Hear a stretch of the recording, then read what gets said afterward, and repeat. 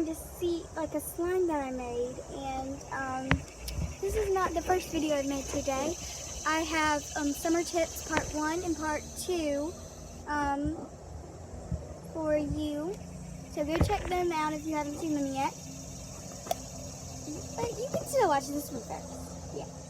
Because this one doesn't have anything to do with those. Okay, this is my mermaid slime. I created it by mixing a bunch of slimes. I already did that. I'm sorry, my mom wanted to know if I have brushed my teeth yet, and I have. This is my mermaid slime. It's a bunch of slimes mixed together. I put seashells in it to make it a mermaid slime.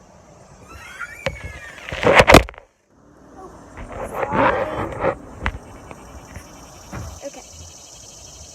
So this is my mermaid slime. This is my mermaid slime. This is not much of a video. I am so sorry. This is not much of a video.